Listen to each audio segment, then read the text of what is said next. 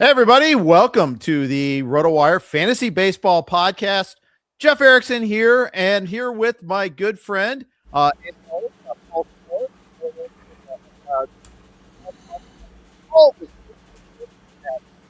Rotographs, his starting pitching rankings are up there. Of course, you know, if you play in like simulation games, OOTP, he does a lot of good work with that as well. And you read him on Twitter and Blue Sky at Sporer as well. Right. Paul, welcome. Thank you. Jeff, thank you so much for having me. Rookie move here, not having my water full, but I got my water cooler back there, so just popped it in there a little bit. Might have to hit a refill. We'll see how it goes, but thank you so much for having me on. You know, we were talking right before we started. Basically a week from right now, I'll be putting out the notice that the baseball season has started, because as soon as that Super Bowl ends, it's official at that point. You know, it doesn't really end. Baseball never really ends for a lot of us. Folks listening to this and those of us in the content creation space. But I know a lot of people turn it off, especially if they're diehard football fans. I get it, but they all kind of come back incrementally during the football playoffs. And then once everything's done, everyone's back. The baseball diehards, the football diehards.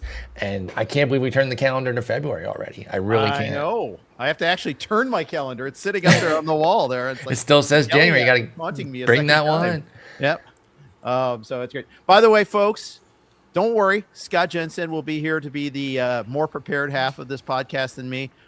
He's just taking a little longer to get into baseball because he's still doing football podcasts, still doing the DFS football podcast every Friday. So we're getting him going here on February 15th. So perfect. I will have a guest host to be named later next Sunday. Excited about that. Fred Zinke and I are going on Tuesday. You got James Anderson, who's been going all season. He doesn't stop. Neither does Eric Halterman. Wednesday and Thursday, those guys, and then Clay and Todd are back on Fridays. We've got the band back together. We are excited about that. It is this time of year. We're going to jump right into the news that happened over the weekend before we do the new faces, new places thing over over in the American League. But first of all, Paul, I'm so excited. Eugenio Suarez is a Red. He's back. Gino is back, baby. What a fit. Great spot for him, and I'm sure there was at least, or maybe I don't want to project my feeling onto others. I had a brief moment of panic, forgetting that Sal Stewart will be fine over there at first. This doesn't influence him, because I know when Lux was traded out, the Sal Stewart heads, of which I'm not one. I don't want to have stolen valor. I'm kind of late to the party, but I do know that they were super excited that he was going to get a role. And then when this happened, I was like, wait a minute, does that bop him? But no, he just Suarez is just going to be DH. Stewart can still play first, and then Cabrisi over at third. And this team is coming along. I really like your Reds. I know, the trials and tribulations of dealing with them and maybe some unmet expectations, but they rallied last year, made a playoff spot. I think they're moving in the right direction.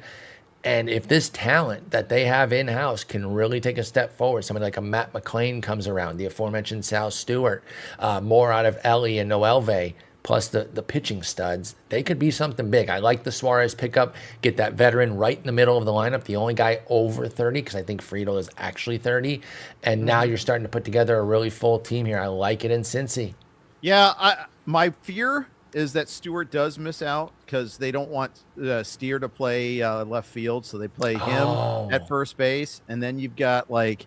Then it will hit him, yeah. Yeah, so I think I downgraded by 5%. Steer, Stewart, Will Benson. Who else did I? Basically everybody. JJ Bleday a little Benson's bit as well. In deep trouble with Bleday there, right? Yeah, aren't they the Spider-Man meme pointing at each other? Not exact same game, but both lefties with major flaws that I don't know how you put both on the roster there with Benson and Bleday. Right. But yeah, I guess. I'm sorry. Also, don't forget they've got Dane Myers, who they acquired, who I think is but he's like he's Bleday's platoon, I think. I think he should be platooning with whoever wins out of Bleday and Benson. I shouldn't just say it's Bleday, but I favor Bleday personally. Yeah. But yeah, I guess you're right. This does hurt Stewart more than I thought. So sorry, folks. You should panic a little bit because I think it will ding him. You're right about Steer. I missed him. I was looking at roster resource and I was like, oh, he's safe. But then I saw Steer on the bench, and I agree with you. I like the wishful thinking by Jason Martinez over at roster resource, but I think it's just that right now, wishful thinking. I think Steer's going to have that job unless Stewart completely pushes him out. Yeah, it's just really, can he play? Is his shoulder good enough to play left field? Can he exactly? I think that's really the question here, because then that kind of sets the room on there. Or do you? But it also makes him very right-handed. That's the other thing I'm a Yep. little concerned about there. Stewart's righty, Hayes is righty, Gino's righty, Steer is righty, Noelve Marte is righty, Matt McLean is right-handed. It's everyone but Friedel, Ellie, and then Blade part of the time, and Benson, you know, maybe, one of those two. So that's tough. Exactly. So I think there'll be some less there. There's a non-zero chance, by the way, Marte loses out a little bit on this as well. I could see that too. Yes. I don't think he's completely out of the woods, perfectly proven or anything yet either. So I guess maybe it is kind of one of the same old stories of the last few years. You're excited about the Reds, but you have to be careful because of the playing time. I think we've run into this the last couple of years here with getting excited about all their guys, and then maybe a few too many, because the guy who doesn't have as much fantasy juice, but is guaranteed a spot is Hayes, right? Because he's a great third baseman and he's going to help the pitching at the very least. And if he can hit anything, it's gravy for y'all. So he blocks off that one spot where Suarez can go and free up this logjam. But yeah, I think you're right about Steer's arm too, shoulder. So keep close tabs on that and be careful with a lot of those Cincy players now outside of your Ellie, Suarez, and Stevenson, I would say. Yeah, exactly. And Hayes could lose out, but the Reds did put all this emphasis on defense, so I think they'll probably keep with that. And Hayes has got like 4 more years on his contract. Right. I think they want to give him a real honest try here this year and see what he can do. And I hope he can. I've always loved him. Brian Hayes, he's never been able to hit. I know a park doesn't make you a hitter. You still have to put the ball in contact and do the things to take advantage of the park. But a few extra gusts of wind, as Ron Chandler likes to say, that's all we need out of Hayes, I think, really, to be worthwhile. He had 15 a few years ago, 15 and 10. If he can be a double-double with like a 260 average, I think that's his true talent, but we have not seen that the last 2 years at all from him. Right, exactly. Quickly, we're going to hit Seattle later, but I do want to mention the fact that, Seattle wanted to try to re-sign Suarez. So did Pittsburgh wanted to sign him, too. They're in on it there. Seattle does not have a third baseman right now. No, it's Ben Williamson. Colt Emerson, maybe. Colt Emerson is the interesting option here. That's who you should be looking at. Yep. Yeah. I think that's worth noting a little bit. And it's really committing to Cole Young playing second base. Is everything that kind of locks that in a little bit there. Not much left on the market. We'll hit that. One of the guys that was on the market is no longer on the market now is Luis Arraez. He is now a San Francisco Giant. We got robbed. We needed him in Colorado. There was a Fangraphs article written on it. Justin and I were talking about it randomly on the pod. It just would have fit so well. The one time I really wanted the Rockies to sign a crusty veteran, because they usually do it to block off some prospect I like. Of course. But I think this is the time that it would have been so perfect. They've actually signed some interesting, I don't even want to say crusty veterans because they're still on the right side of 30, but they've signed some interesting also-rans there in Colorado. But San Francisco does it. It is still compelling for Arraez because it is a big stadium that I think he can still play his game in. It's just that since Colorado is the best place for him with that spacious outfield to just dump single after single after single there would have been amazing. But again, plenty of space in San Francisco for him to do it. He is who he is. Justin and I always disagree on this, but I think he's somebody you need to go into a draft planning to take, meaning you're gonna build a really strong power base and you're gonna let him kind of be a batting average fill for you. But he's such a one category guy that I never land on Luis Arraez as a draftee. Interesting spot though. I don't hate the landing spot, and I do think San Francisco now has a pretty competent lineup 1 to 9. Well, 1 to 8. Patrick Bailey, great player, amazing catcher, but mediocre hitter at best. Yeah. When Arraez hits 292 like he did last year, he doesn't even help. He doesn't have that impact that you really needed either. Right. You need him to hit 310, 315. For a ton of PAs or ABs, as it were. Absolutely. Absolutely. It's like getting Chandler Simpson and seeing him get sent down. That's exactly it. Yeah, because 8 and 11 and 60-60, when you do your category targets of 12s or 15s, even 15s, let's go shallower with it, that ain't making the grade anywhere. That's not what you're getting per roster spot. So you need surplus. He does, and like Jeff just said, on 292, you're not even getting the great surplus batting average value either. So just be careful, folks. And if you're going to take out Arraez, at least make a plan or have him in a path that makes sense. I have a really hard time drafting a guy like that on the fly. Yep. Giants will be playing him at second base, by the way, too. So that's maybe even pray worse for your pitchers on the Giants also. Because first base is blocked twice over, Devers and Eldridge. So what stinks about that too is they really have put together an amazing left side with Adames and Chapman. Yep. And now they got kind of a black hole there at second base. He's not a very good first baseman, let alone second base. Right. So and also no more Casey Schmidt. That's the other guy that gets blocked by this one there quite a bit. All right. One other note from the weekend. Jacob Wilson, 7-year, $70 million contract extension with the Athletics. Do we just call him athletics? What do we call him? Just because of all the patents. I know the no first name, the no patents. They're a mess, man. But you know what's interesting? Under this mess, they're putting some things together that compel me. I found their offense compelling last year. It has now grown as a unit and taken a step forward. Kurtz obviously with the massive breakout, but he almost overshadowed the rest of the guys like Langoliers and Soderstrom and Wilson going crazy. Butler did not pan out. We were big on the Law Dog as a fantasy baseball community, and I think he failed. But the rest of the A's popped, and they popped beautifully. Rooker was excellent again. They bring over another stable veteran in Jeff McNeil, who's kind of like a proto Jacob Wilson, right? Like he was doing Jacob Wilson things before Wilson. And again, I really like them 1-9.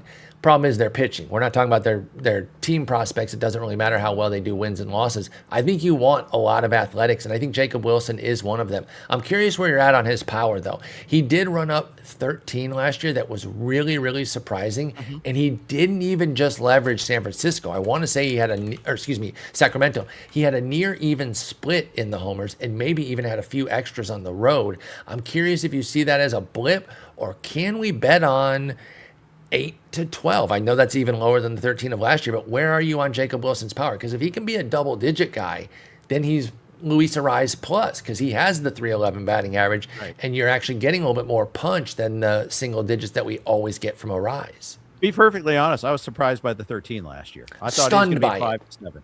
Yep. I will say we see instances there where the power isn't always present as a prospect rises. The fact that he rose so quickly has a lot to do with some of this here, I think. Playing time is going to be the thing that gets him a chance to develop power, because his defense is good enough. His ability to get just hit for average, he needs to hit 300 to get a 350 on base. That is one thing to watch for there. But that kind of guarantees it, buys him playing time, and now the contract buys him playing time. So he's got a chance to grow into that power. I think there's probably a ceiling of 15-20. Yeah. But he might get there. I think if you go in with a projection of that 5-7 that you said with Jacob Wilson, I think that's just smart. Just draft the extra homers around him, and then if he hits 13 again, you got a few extra homers to shuffle around your roster there. But I would not go in with I'm really surprised that the projections are all double digits at Fangraphs. I don't think I agree with it yet. I need more than just this 1 year from Jacob Wilson to believe that power's there. I'm going to be having a single digit projection on him, but I will actually project him for over 300 average, which I rarely do. I mean, I don't run projections the way you do, but like when I'm thinking of guys like that, I'm like, usually the highest a guy is projected is the 290s, because you want to be prudent about it. But I think he is a true talent, 300 plus. Just looking at our projection for him now, and I got to realize I got to bump up his batting average a little bit there. I think his cup of coffee, the 28 games in 2024 are lowering that projection a little bit. Yeah, because he didn't do well in that bump. Right. So I need there needs to be a little bit of a bump there, but I got to make sure I'm not bumping power with that there. By the way, we have a new data analyst that's helping us with our projections this year too. So should be some changes there. Paul Mamino, who we've had on the podcast before. Great name. Yeah, he's done some NFBC as well. He's not like, I don't think he's done in Vegas, but he's done some of the online. So he knows the game. Interesting to keep going on Jacob Wilson here real quick. The Bat X sticks out with just the 7 projection. All of the other projections are double digits, including the bat. So I'm wondering what the discrepancy is between the bat and the Bat X. I agree with the Bat X here, though, and I think it takes in more of the like StatCast elements. And so maybe it's understanding that Jacob Wilson has not really shown a lot of true power in his bat, and maybe that was a cluster of homers. Again, I know I just keep hitting this drum, but I would be very careful on projecting double digits from him, y'all.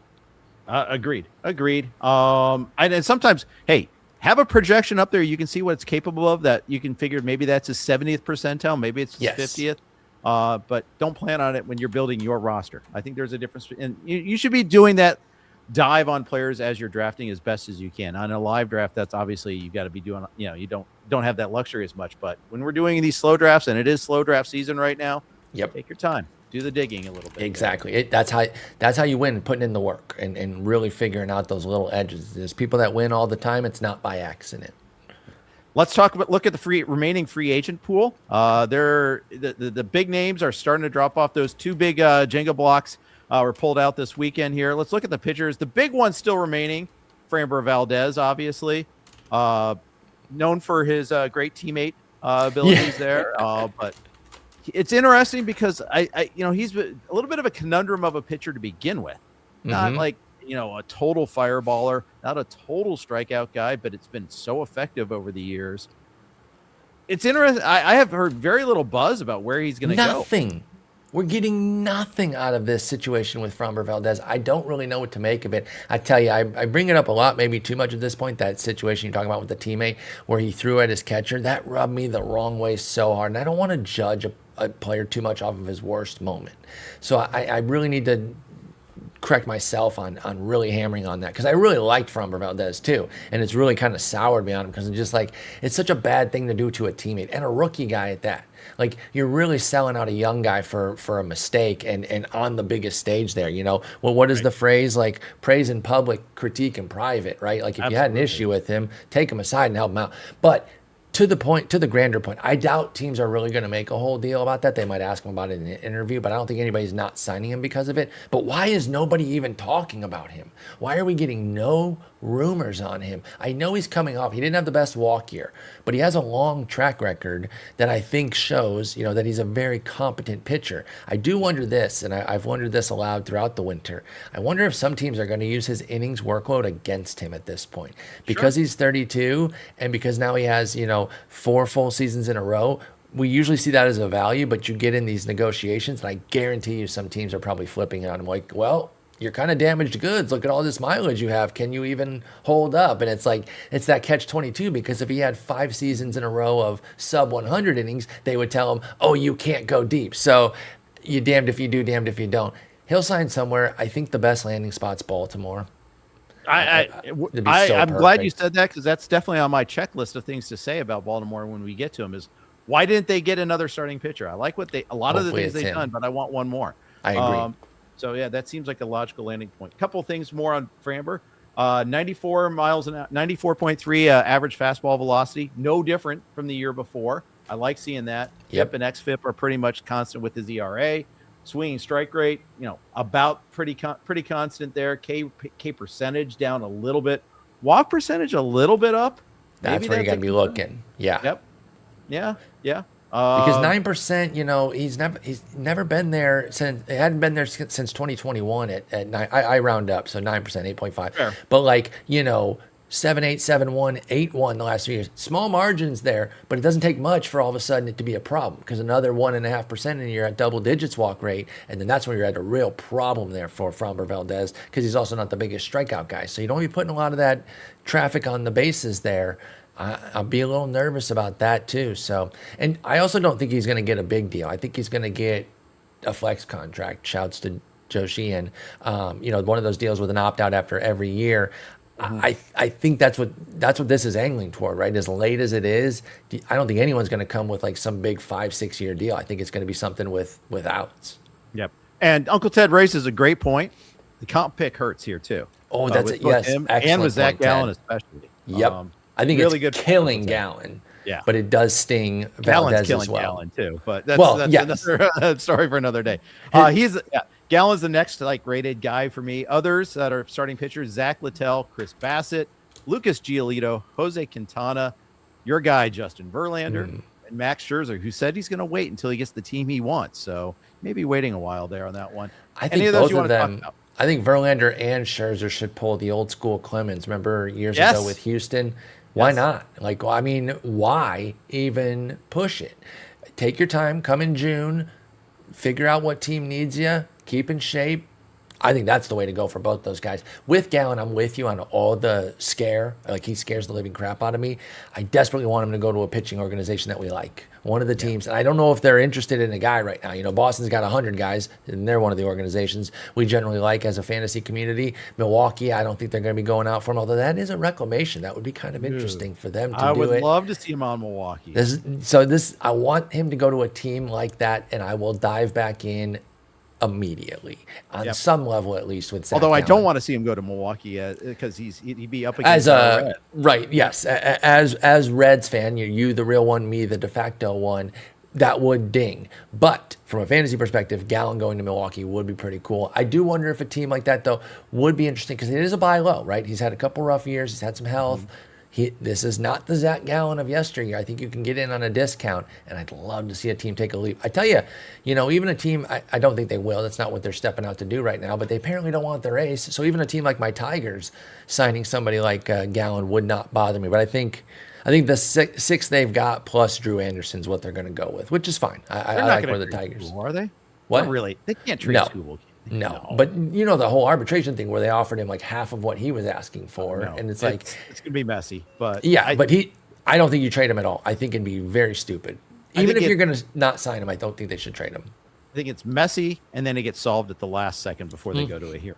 That's because you don't want to go into a hearing. What are they even gonna say in a hearing? Yeah. You have to go in there and like roast your own guy. What are you gonna say about the 2-time Cy Young? They're gonna have to bring up old stuff. That's bad the only thing. Music, body odor. I don't know. His favorite movie is Grown Ups 2. He gave it a 5-star on Letterboxd, dude. Indeed. Hitters that are remaining: Marcell Ozuna, Paul Goldschmidt, Luis Rengifo, Rhys Hoskins, Tommy Pham again, Miguel Andujar, and Nathaniel Lowe. It's not pretty out there. Bunch of old dudes. Yeah. This weekend, this kind of finished off the list of useful guys, but. I mean, there's don't get me wrong. These guys could be useful that I mentioned, but they're all, non-defense, no defense, like first all base players DHs, here, yeah, mostly corner old outfielders. I have a little soft spot for Andujar because he did well by the Reds. Yes, but, a little bit younger than this group too. Yeah, he's not coming back to Cincy now after this though. No, that today officially pushed him out with Suarez. Ozuna still has a rake. He can come out of nowhere. Goldie, I could see, but first base, corner DH, corner outfield DH types. I can't even figure out a spot for all of them. I don't know where all these guys are even going to necessarily go until maybe injuries start creeping in during spring training, and then they can backfill that way. Otherwise, where are you putting all these guys even? Yeah, I just listened to Eric Halterman and Ryan Bloomfield today. They recorded on Thursday on the Castellanos list of fantasy players who are no longer fantasy viable because they're not good baseball players. Exactly. You can't do it. This remaining list is littered with guys like that. Ozuna is exactly the king of that type of thing. Can't play a lick in the outfield. No, I love that classification. Yeah, he's pure DH. The only benefit for Ozuna is obviously that the whole league can now get him with universal DH, which I know has been there for a long time. But that's his only saving grace because he deserves. They don't even buy him a glove. When Ozuna shows up, in his locker, it's just a bunch of bats, batting gloves, and tape. There is no sign of a glove. And, Goldie's obviously getting up there. I don't think Hoskins should really be on the field much. Nope. Nathaniel Lowe is whatever at first. Rengifo is the only, infielder, and he's not that good. Right. Defensively, I don't believe. Right. Too many injuries in his past there, too. Let's start jumping into the teams here because we're 23 minutes in. We haven't started new faces, new places, a whole lot there. I mean, tangentially we have. Let's hit the AL West first. Let's talk about the Los Angeles Angels of Anaheim. They're doing angel things again. They are. I'm intrigued with Josh Lowe. I'm intrigued with Grayson Rodriguez, who they traded for Taylor Ward. But take a look at their depth chart. Actually, don't. But if you do, unfortunately, red mark next to the rotation, red mark next to the bullpen there in terms of the top relievers. All their top pitchers are coming off of some sort of injury, some more serious than others, but the pitching is tough. This pitching is brutal for the Angels. Yeah, that is really the tough part because I agree. I think there are some intriguing things on offense. I like the Josh Lowe pickup. He's a good player, and from a fantasy point, I think he won't get yanked around as much as he would in Tampa Bay, where they're kind of manipulating things. I think it's a little bit of a set it and forget it in LA, at least against righties, so you can kind of get those 500 plate appearances, and you don't even really want to play against lefties anyway, so that's fine. But even Grayson, it's an interesting bet, but he's hurt, and like you said, he joins a team of already injured guys, including Alek Manoah, who's lingering around, and roster resource currently has penciled in as the 5th spot, which is interesting. I forever love Reed Detmers, but he's their number 3, Jeff. I'm betting on him as a reclamation, and they got him mid-rotation. So it's bleak. They got some decent hitters. Zach Neto's a stud. I'll still take a shot on Trout. I think he's cheap enough to do that. Joe Adell, Josh Lowe are righty-lefty versions of each other. but it's still pretty bleak for the Angels. I'll tell you a guy that starting pitcher I might be interested in is Jose Soriano. Sorry, yes. Yeah, I can concur with that. That's the one starting pitcher. Oh, and Grayson. I think Grayson's got some juice there. We'll see, but you got to see it. You can't project him for more than 100 innings. That's the part of the problem with Grayson. But I think Grayson's one of these guys I don't want to draft in the winter. I need the spring info. I need more spring info. I know that will probably raise the price if it's good info. It's a risk I'm willing to take. And I have certain guys like that where it's like, I know darn well that if Shane McClanahan throws 2 good Grapefruit League starts, the price is going up. I'd rather pay a certain higher price than an uncertain lower price. Some guys I don't mind. Some guys I'll pay the lower uncertainty price. But with some of these pitchers like Grayson Rodriguez and Shane McClanahan and a few others, yeah, I got to wait until spring. Defense is going to be awful on this team, too. So bad. Are there any heavy ground ballers here between Kikuchi, Sori? I think Sori actually is. Yeah. Detmers, Grayson, and Manoah. So, yeah, if you get any hard ground ballers on that team, and 65% for Jose Soriano. Yeah. Jeez. But he's used to that already. I mean, that's true. Is Neto, and he's fine. Yep. Moncada at third base or Vaughn Grissom, depending on who gets playing. Yeah, any juice left for him? I did put a little note on him because I was making some notes on the guys I picked up. Could be. I got a little interest in him. Yeah, I'll draft him in the DC. Yeah. They did hire Mike Maddox to be their pitching coach. Speaking of any juice left, does he have any juice left? I like that enough. He used to be really good. I don't know if you lose it. Obviously, I think you can if like the game's passing you by with the technology and what they're using to develop. I don't know where he is on that curve, but I'm going to trust him. I'm going to trust a Maddox brother. He wasn't as good of a player as his brother, but I think he's just as smart about pitching as his brother, Greg. And so, yeah, I will trust him there. Now, you can only mold this clay into so much. He can't turn it into perfection. But again, you mentioned Soriano, who I do like, and then Detmers and a healthy Grayson. I think they at least have 3 guys that I'll at least give a second look to in my drafts. All right. Final question on the Angels, and we'll move on. Who is the closer this year? Who gets the most saves? Kirby Yates, Robert Stevenson, Ben Joyce, Jordan Romano, Sir not appearing in this film yet. I mean, that's the real answer, Sir not appearing in this film yet, but I'm going to go for Bob Steve. Robert Stevenson, who they went out and signed after his big year in 2023, never signed relievers. That's always stupid. And he immediately blew up on them. 10 innings.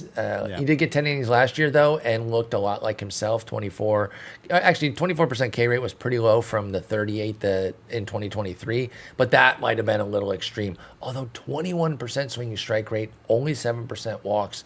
It was only 10 innings from Stevenson, but he looked like himself when he came back. Health is a major component with him, folks. I know that doesn't need to be said, but I'll reiterate it anyway. But I will go with Robert Stevenson. He's the one I'm drafting as their closer right now. The Houston Astros, no longer the defending champions of the AL West. No longer a scary lineup. That's the thing that really is crazy to me, Paul, is this is not the lineup you think it is. They added pitching. They traded for Mike Burrows in a 3-way deal with Pittsburgh and Tampa Bay. They signed Tatsuya Imai. They also are making room for Zack Cole in the outfield. Don't have a place for Isaac Paredes to play, and they're losing Framber. Where do you want to start? Let's start with the pitching because that's actually pretty positive. I like what they've done there. I've taken to calling them the horror movie villain because you just can't kill them. I really, really thought they were going to come into this offseason and start shaving things down a little bit, right? And kind of maybe starting to look toward the future. Not burn it to the ground because they got way too many old guys to just get rid of everyone, and they're not going to do that when they've got Pena, Alvarez, and Altuve at the top. I understand that. But I didn't really expect them to step out and do much. So when they got Imai, I was really impressed by that. And that came after the Burrows move. So that was kind of the moves I was expecting, Mike Burrows type moves. Interesting, but nothing terribly special. But then they go get Imai, and even though they'll probably only have him for the 1 year, because again, flex contract, shouts to Joe Sheehan, it doesn't matter. I still think it's compelling enough that they're good enough to still win the West. Because you're right, the lineup is not nearly as scary as iterations of yesteryear. Yet, a healthy 1-7 is still good. I have to triple underline healthy, mainly due to Alvarez, but others as well. But Pena, Alvarez, Altuve, Correa, another one to underline with the health, Walker, Jesus Sanchez, and Yainer Diaz. That's a good 1-7. But when the hell is it all ever going to be there? How many games are they going to get that as the 1-7? That's your big question mark, and that's what I don't know. I don't know. First fill in the blank question. The earliest you will be willing to draft Jordan Alvarez is pick blank. A pick that won't get him for me because I'm not taking him in the top three rounds. Okay, that's what I was thinking. I'm at the end of the third round, like 45, basically. I could do something. Yeah, that's stretching it like right there. I love the talent, dude. Got 39-year-old knees. I'm sorry. Yeah. I don't think this is, and he's also DH only now too. That's right. Util only. You have to keep that in mind, folks. And shouldn't acquire outfield eligibility. If they're smart, he should not acquire outfield eligibility this year. He should be nowhere near the outfield. I don't think they're intending to have him get the outfield eligibility either. I think they've been pretty adamant about that. Good. Jesus Sanchez was terrible as an Astro. Are we really counting on him being a full-time starter? And does that mean Cam Smith goes to the minors? Yes, on him being a full-time starter by virtue of the fact that who the heck else is going to do it, and I'm going to give him a little bit of a hand wave on a 245 BABIP with them that feels a little bit fluky, but since we isolate the traded samples, it sticks out that he had 160 plate appearances of a 71 WRC+. So I think it was just a bad run after a trade, which does in fact happen. I still believe in Sanchez, going to be 28, still on the right side of 30. I think he's still going to be the everyday versus right at the very least. Now, to your question about Cam Smith, no, he shouldn't. Who the hell is Zach Cole? Zach Cole is who they're clearing the deck for. Yeah, who is that? I'm barely joking. I recognize the name, but I do not know him. I know he played last year, came up, he actually did some decent things, but like he was a flash in the pan. I know prospects all right, but I don't know all of them. I don't know this guy that well. So this is probably a me issue, but isn't Cam Smith better than the guy who came up and struck out 39% of the time in the majors after striking out 35% of the time in AAA? You make good points. Double A as a 24-year-old last year, played 82 games, 129 strikeouts. You're right. Oh my gosh. And look, Cam Smith struck out 28%. And that's still a far cry from what Zach Cole did. I don't know how this Zach Cole guy is going to win the job. So I'm going to say no to Cam Smith getting sent out. I think he gets a shot to win the job. I don't know if he does, but I think he gets a real shot in spring to win it. And then if he falls on his face, then maybe Zach Cole will beat him. Cam Smith is really Jordan Walker all over again, man. It's killing me to see. I hate how accurate that is so far. I really hope he can turn it around because I stayed on the Jordan Walker bandwagon too long. Hell, I'm kind of still on it. Straight up from like killing it in spring training, making the opening day roster, moving him out of position twice. I mean, just like the parallels are endless. I know. Jordan Walker now a 338 ADP, although literally going right behind him is Jesus Sanchez, and I'd rather take Sanchez. Yeah, I think Walker it will benefit from the problem is the manager's. It's still the same. So I don't know. I don't think he will benefit from the changes in St. Louis. Right. Save that for Tuesday's podcast. I was going to say, you'll get a chance to cook him when you do the NL breakdown with Fred. That's me and Fred on Tuesday afternoon. We're looking for that. It'll be 1 p.m. Tuesday, 1 p.m. Pacific time Tuesday, me and Fred Zinke for the NL breakdown of this. Okay, quickly, because we have so many more things to talk about there. The rotation. What do you think about the new additions there? I love what they've done. I know Mike Burrows, he was a big topic at PitchCon this week, mostly due to Nick roasting him a whole bunch and saying, stop focusing on Mike Burrows, pay attention to Ryan Weiss, a KBO import who Nick is very, very keen on. So I'll give him a little check mark there. So Burrows and Weiss aren't even really getting the buzz. Imai is for good reason. But now you go Brown, Javier, Imai, Burrows, Weiss. Now you don't need Lance McCullers Jr. Now, if he can do anything, that's bonus, and he's going to be in the rotation. They should run a 6-man, but at least they don't need him as much. They really fixed their depth a bit, and they should get some of these guys from TJ back in.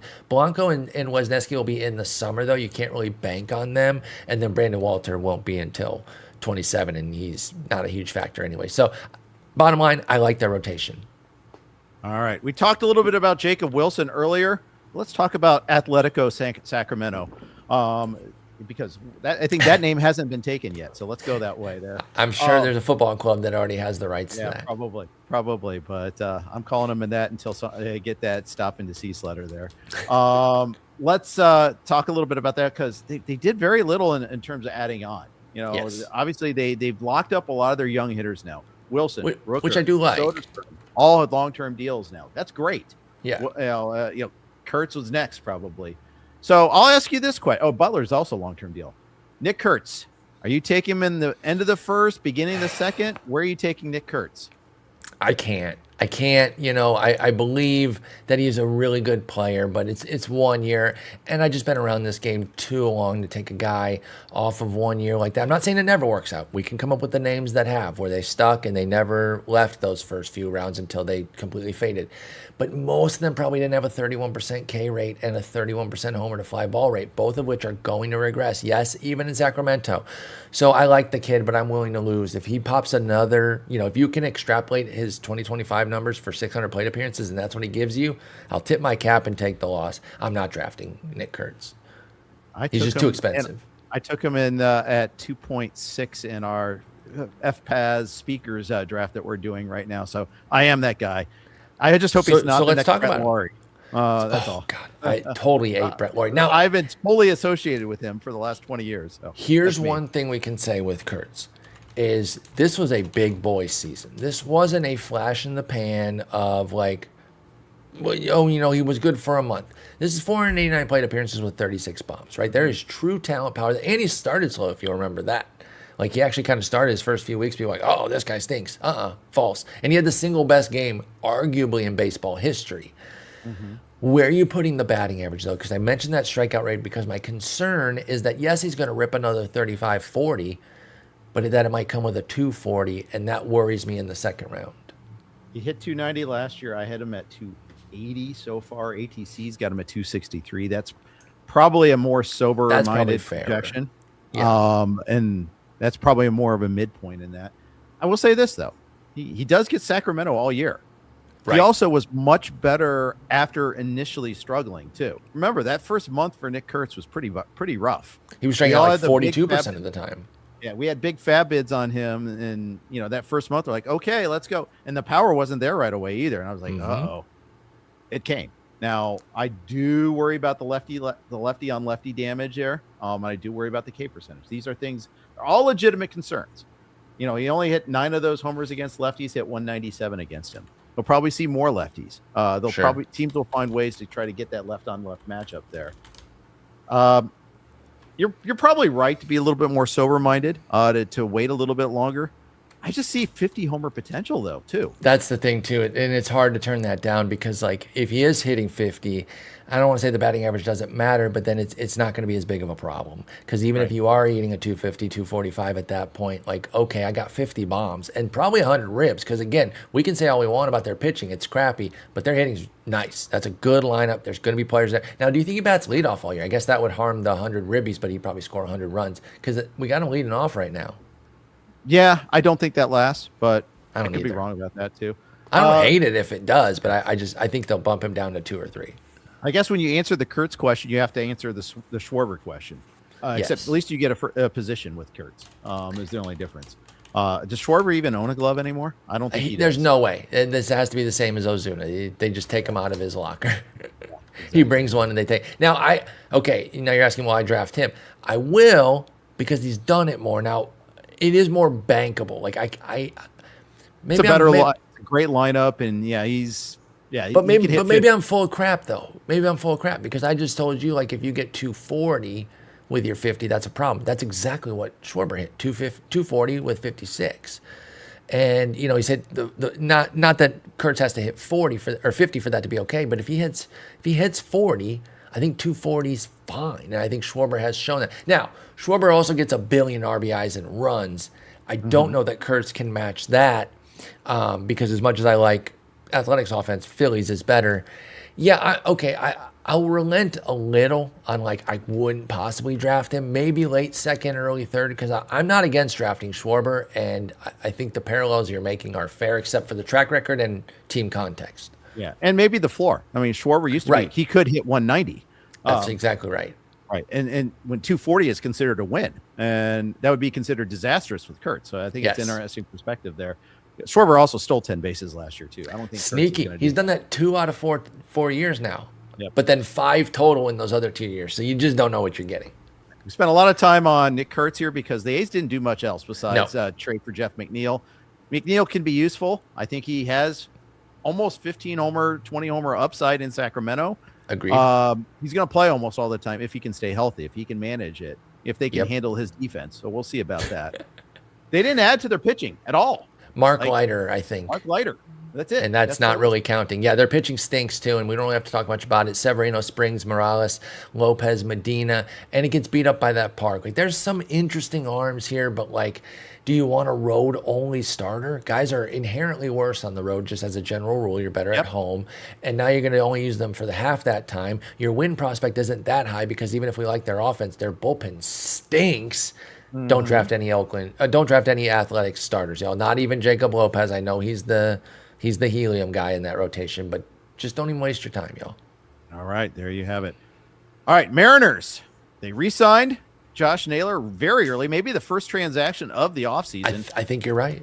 I think we were at First Pitch Arizona when that happened. Yes. I think. We were mid-panel, and someone's like, oh, Naylor re-signed. Cool. Yeah. They traded for Jose Ferrer. Actually gave up pretty decent value, I Harry thought. Ford, yeah. Yeah. That was a real trade. We talked about how they have no second baseman or third baseman that's locked in. I mean, I guess it depends on how you feel about Cole Young. A lot of people like him, so I don't want to besmirch his value necessarily, but sure, besmirch away. But they didn't do much else. They're bringing the band back together in the rotation, which I like. Yep. They lost Logan Evans, so they don't have much depth. Emerson Hancock will be the guy that fills in if anything happens. They got to get on board with one of those names you mentioned, right? Yeah. They got to get to Zack Littell, Quintana. I don't know, like probably not Gallen though, because like I think they need somebody who's okay being in a flex role too, like where they're going to maybe start the season in the rotation or even in the bullpen or AAA, because their five are locked unless somebody gets hurt. You know what's interesting? I don't know if they would do the in division trade. I don't know how many teams get irked by that, but you mentioned that Houston has no spot for Paredes. Here you go. Here's his spot. Well, yeah. Oh, yeah. So, again, definitely. I don't know how they feel about trading in division. I don't know what they would give. It'd probably just be prospects because the Houston system sucks. So maybe that'd be a way to thicken up the system, trade Paredes over there, and let him do a Eugenio Suarez imitation as best he can. But you're right, like Williamson and Young. Young is a legit prospect, first-round pick. Ben Williamson was a second-round pick. So, there's something there. But I know Cole Young's been appearing on top 100s. I don't think Ben Williamson has. So I think third base is where they're going to try to address something. Yeah, I could see that for sure. All right, let's move on. We got one more team in division. That is the Texas Rangers, who they've been busy. A lot of turnover here. Said goodbye to Marcus Semien, another early offseason transaction, trading for Brandon Nimmo. And I think everybody is like, what? Yeah. What do we make out of this? I'm not sure what to make out of this. That's interesting. Yeah.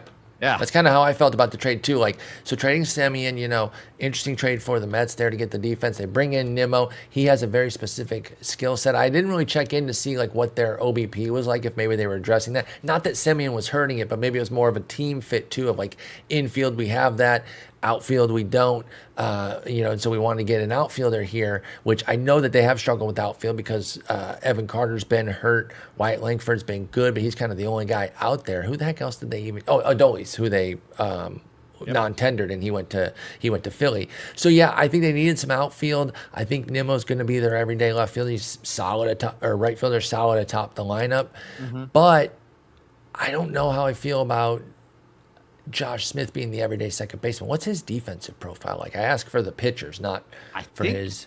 Fine, but it's probably not Semien level. They've allowed him to play everywhere before, right? So. But Semien was elite defensively. I mean, that's what I'm saying. So that stings the pitchers. He has a the little rep bit of being that. I don't know if he really was that last year, but I think he still was, but we can look it up. But yeah, so I like what they've done though. They've had a really interesting offseason. They made the Mackenzie Gore deal recently, which I really, really liked for them. I don't know why Washington gave up on a 27-year-old pitcher like that who has shown a lot of different things. Maybe they just felt like we can't get through to him to make the improvements, but I'm eager to see what Texas can do.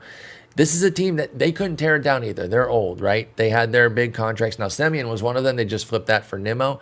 But they got too many old guys to tear it down, so they had to put something together. And I think they're every bit as viable at winning this division as anybody else. I think the Mariners are the favorite, and then the Astros and Rangers are like neck and neck behind them. Then the Athletics are a good bit behind the two Texas teams, and then the Angels are another good bit behind the Athletics. Yeah, I'd agree with all that. They signed Danny Jansen behind the plate. He signed a 2-year, $14.5 Great when he's healthy. Bro's never healthy. Great when like really good catcher in terms of defensive, even an interesting fantasy piece at times when he's healthy. Never freaking healthy. So I hope they can get a triple-digit season out of him. You know, Jeff, that he has one season of over 100 games. Yeah. Yeah, that's a tough look. Hey, speaking of never healthy, how about Evan Carter playing center field? Isn't that scary? Yeah, very scary. I mean, it could work out great, but it hasn't. Love Evan Carter, right? And I'm still willing to bet on a guy like this who it's really just been mostly health that has hampered him. He's now post 300 pick, 321. At that point, it is at a zone where it can't really kill you, even if he goes belly up. You know, I was one of those dummies that was taking him off of his brief sample and playoff run there, and that was just outside the top 100. So, you know, 321 ADP for Evan Carter. There's still a lot of skill there. I think he's got some good raw speed, some good hit tool, and even some pop. I think he can be like a 18-20 with a 260 type guy if everything works out. He's still just 23 years old for Evan Carter. I don't think you can take much from his major league stats because he's never been healthy. You know, so don't try to take the 457 plate appearances and just extrapolate that. I think it could be way more than that if he's truly healthy. He could put up like a 2020 type year. Yeah. They're really counting on bounce back seasons from Berger and Peterson also. Yes, they are. And the bullpen. The bullpen they're running it back with basically the same guys. Which is weird because it was not good. I mean, it was pretty underwhelming last year. They brought Josh Sporer back. Like, that doesn't do too much for anybody. I mean, he was interesting during the World Series run. So yeah, maybe Rocker. Maybe they give up the ghost on Rocker as a starter and they let him be a bullpen god. I don't know. I think that's fun. That'd be a fun idea. That'd be really fun, I think. Yeah. If they get Evaldi back, then they can maybe have some depth to go ahead and do that with Rocker there.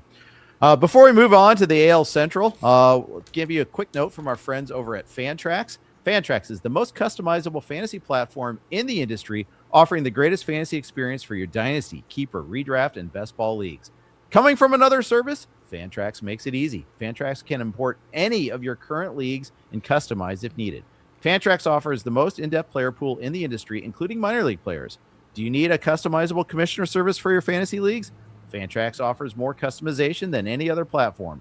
Waivers, categories, scoring system, schedule. Fantrax offers custom solutions for all that and more, and it's all free.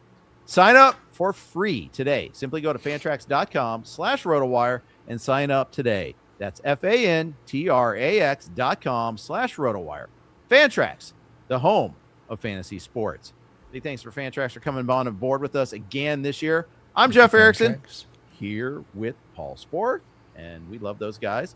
And at Fantrax, we also love talking a little bit about the AL Central. It's Paul's division. It's the division of Sporer. So let's get on it here. The Cleveland Guardians. Let's spend as much time on their offseason as they let's spend as much time talking about it as they spent on it. Yeah, they re-signed J-Ram and called it a day, basically. There you go. It's opening up the door to George Valera. It's opening up the door to Chase DeLauder, who will be healthy for about 12 seconds at least this year. There'll be a fun 12 seconds. Yes, they will. Fun fact, I'm in the XFL that we do the auction every year over at First Pitch Arizona. I've had Chase DeLauder forever in that one, and everyone tries to draft him in the March draft or, and all that. Like, no, guys, you can trade for him. You can trade for him. He's on my team, y'all. Yeah, I mean, look, I like what they've built here. This is a very homegrown team. They're not big on spending or anything like that. It is a compelling team that they got a chance to win, but they did not. When you say they did nothing, like, you're not even exaggerating. No. They did nothing, folks. Yeah, I mean, nothing fantasy relevant, that's for sure. Yeah, nothing position player. Like, it's still Rocchio. It's still Gabriel Arias as your middle infielder. Schneemann, Angel Martinez. Okay, great. Kafis and Manzardo are your first in DHs, basically. David Fry's in the mix there a little bit there if you want to get spicy. If he can get healthy again, Yep. They've got prospects. They got Ralphie Velasquez, who's basically going to be banging down the door, I think. He's going to – I like his skill set. A little bit old for a prospect, but he's ready. Travis Mazzana will be up at some point soon, too. So they're planning on just restocking from the middle. They have a loaded farm system. You go to the depth chart page at RotoWire, look at how many prospects they have in James Anderson's top 400. 18 of them. 18 Guardians in the top 400.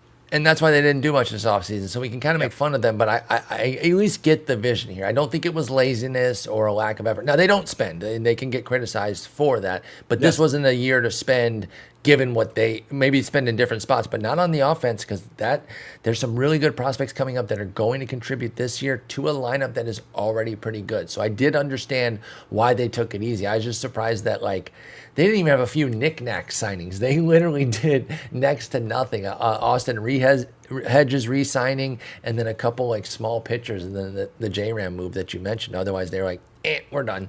Yep. All right, let's move on, just like they did. Kansas City Royals. We'll talk about the big move for the Royals in a second, but first let's look at the personnel. Traded for Isaac Collins. I actually don't mind that. I thought the Brewers actually gave up a decent amount for Angel Zerpa. They must have big plans for him. Right. Because they also traded Nick Mears in that deal as well. It kind of built some bullpen depth for the Royals. Royals signed Lane Thomas. They signed Matt Strahm. So they added to the bullpen in the outfield. That's fine. Collins could be interesting. He's an OBP guy, which they kind of need. So I kind of like that. But let's face it. This is all about Jack Caglione taking the next step, Carter Jensen taking the next step. Yep. These guys kind of bolster this lineup. Yeah, Vinny P taking another step forward. Being great again. Yeah, like they've got their core there. They didn't need to do a whole lot in the offseason either. It's another team. They built a nice internal group here with Michael Garcia, Bobby Witt Jr., Vinny P, Sal Perez, Jack Cags, and Carter Jensen. That's what's going to lead them. Jonathan India, Isaac Collins, and Kyle Isbell around them, and let's go. They've got some decent pitching. They got a real ace in Reagans, I believe, and then quality like mid-tier guys like Waka Bubich, Logan, Seth Lugo, and Noah Cameron. It's an interesting ball club. Now, they have a closer who had a great year last year, but people were kind of worried about already. And then they made their biggest move of the offseason, Jeff, that you said we were going to get into, and I think it puts the fear of God into their closer. What did they do? They moved the fences in 10 feet and lowered them, too. It's a pretty big deal. That's a pretty big deal for a closer who, again, they did go by the rule of, like, we don't need to put our best guy closing. Our best guys can be the bridge to the closer and then let him do his job, because he had a 20% K rate, 8% walk, 0.68% homers, which sounds great. Oh, he'll be fine. Folks, it was with a 5% homer to fly ball rate for Carlos Estevez. That's headed upward. Now, I don't think he's going to give up 80 million homers. I don't even think he's undraftable. I think he's still the guy, and you can count on him, I think, probably for about 25 to 30 saves. Well, not 42 again. But I think the ERA's got a real chance to be in the upper threes, low fours. I just think more homers are coming. He used to have a big home run issue. The last 3 years, he's been able to outrun his homer to fly ball rate. I'm sure he's contributing to some of it, but he's also a heavy fly ball guy. I'm very scared about Carlos Estevez. He moved down like 6 ranks in my closer ranks, which is saying a lot, Jeff, because there's not a lot of established guys. So, like, he moved basically into the shakier guys, even though he's established because of what I feel his stats could be. I just wrote an article last week talking about handling closers in draft champions leagues and draft and hold leagues. I have a group of 10 capital C closers and then 7 more lowercase c closers. Estevez is in that second group for me. Yeah, I think that's where he belongs right now with this move. Yeah, even though he led baseball in saves last year with 42. And he is the guy, but there's enough there of a little bit of a concern. A guy we've been kind of worried about for 2 years running now, and he's defied the odds. But, and Lucas Arce gets hurt, too, coming back from a shoulder injury. So we'll see about that. That helps Estevez because he doesn't have him breathing down his neck. Urseg wasn't his best last year and hurt, like you said. And Matt Strahm, while he is a very compelling quality reliever, as a lefty, Philly never saw fit to give him the job. I don't think KC will. So I think Estevez has some stability with the role. I just think it's going to be some bumpy-ass saves. Agreed. All that said, I'm optimistic about the Royals. They were at, I think, 81.5 in the win total. And I can see they were the most heavily bet team so far, starting in the last month of Vegas in terms in wins total. They're at minus 120 if you wanted to bet the over as of last week. Wow. Yeah. So that's impressive. Can I throw just go back closer one thing? The aforementioned Nick Mears, I think, has a chance to. Yep. Like, he could push for that job. I know his strikeout rate plummeted last year, but his swinging strike rate didn't move at all. Stayed at 13. His strikeout rate went from 29 to 21. I don't understand that, but his walk rate dropped from 9 to 6. I think Nick Mears could be the guy. So if you're playing in a draft champions and you get a Estevez, wait another 30 rounds until the 40s because nobody's drafting Nick Mears, and take Nick Mears as a sneaky backup. I like it. Filling out the rotation. So Ragans, Waka, Lugo, and Bubic are both coming back from injuries. Noah Cameron's been kind of danged as is kind of like the guy that you don't buy last year's ERA guy. And I think they kind of buy into that a little bit. I hear that too. Are you interested at all in Kolek or Bergert? Yes, actually. I thought that was a really sharp trade by them. Yeah. I actually don't hate it from San Diego side. Getting Fermin, like that's fine too. It was a kind of win-win. But getting the two pitchers there, Bergert really appeals to me. Stephen Kolek, I'm not quite as interested. But Ryan Bergert, nice pitching depth that they've now kind of put together here. They got their old heads, and we'll see if they can hold up. They got two guys mid-30s, and Waka has been healthy the last few years, and Lugo's has been as well. But again, mid-30s guys. Chris Bubic, as you mentioned, was already hurt. And I got to be honest, Ragans was hurt last year too. He finished the season on the field, but we have to acknowledge his injury.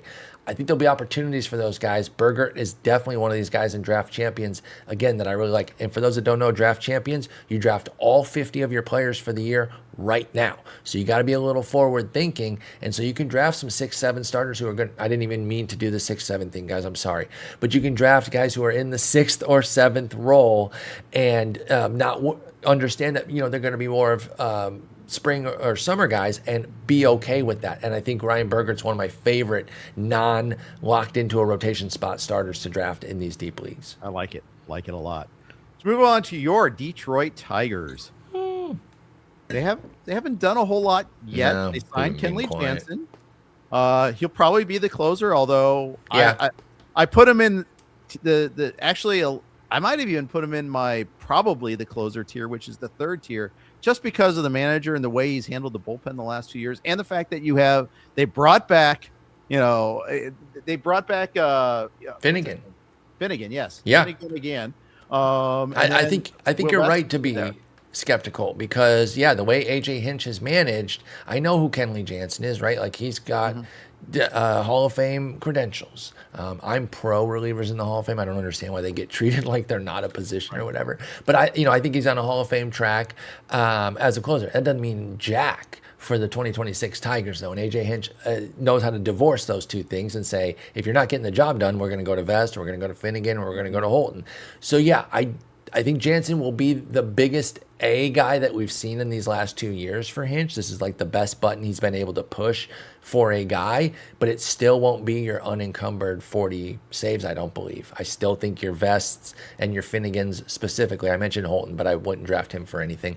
But Vest and Finnegan, I still think are draftable, especially in 50-round drafting holds. Yeah, I agree. Absolutely agree. Kenley Jansen had a 59% fly ball rate last year. Going to Detroit will help that, though. That is a good landing spot. Yes, it will. But don't let him pitch in Kauffman with the new stadium, with the new fence. 0.95 whip, by the way. And it's interesting that like Scott Harris, when they assigned him, said we have at least 3 or 4 closer types in our bullpen. I think he's just basically allowing Hinch to make the decision, which exactly. I hope that's the case. But it's just enough of a concern that I wouldn't put him in that like top 15 closer thing. At least I wouldn't draft him as such. If he falls down a little bit there, great. But he's not falling. I think you're making a mistake to push him too hard as the unencumbered guy. Draft Kenley Jansen. He's very draftable. Still going to get saves. But I don't even think he's like Carlos Estevez. I still think Carlos Estevez has more certainty, even though I think Kenley Jansen is better. Right. Let's talk at the rotation. They also signed Drew Anderson from the KBO. Mm-hmm. Okay, he improved. Yeah. They didn't expend much. It's like a 1-year deal. It's not that expensive. But I'll tell you one thing. I'm bringing the pitchforks and torches there. If I know what you're about to say. Yes, thank you. That's exactly what I was going to say. I am obsessed with Troy Melton, and I will also be pretty angry. But let's go get our pitchforks because we're going to be angry. Because I'm almost certain. I'm not saying they should do this. This is what I think they're going to do. Almost certain they're going to view Melton as like a May first guy into the rotation for an injury or underperformance, and then let him go from there. But when I mentioned that to Nick Pollock, he's like, yeah, I could see that, but they absolutely shouldn't, not only because he's good enough to just be the guy from day one, but he also has the workload to be. Like, there's no need to baby somebody like Troy Melton. He got the innings last year. He got, let me add that up real quick. He got 121. That's enough to add, with the extra adjustment to get the full season. There's no reason he can't go $160 this year if he's upright and pitching well. He's 25 years old. Please let Troy Melton win the job. Nothing against you, Drew Anderson, but you're coming back from the KBO. You had your try in the majors. Welcome back. But you can be a 6 starter until somebody needs you. I think Troy Melton gives the Tigers a way better opportunity. I'm glad they brought in Drew Anderson, but I'm obsessed with Troy Melton. And he's a wild card here too. I was about to say, I know some people would push him to the side, but I'm also a big fanboy of Rhys Olsen. Of course, this is my favorite team too, so I'm a fanboy of most of the club. Let's be real. But you're right about Olsen's health. He has 2 partial seasons.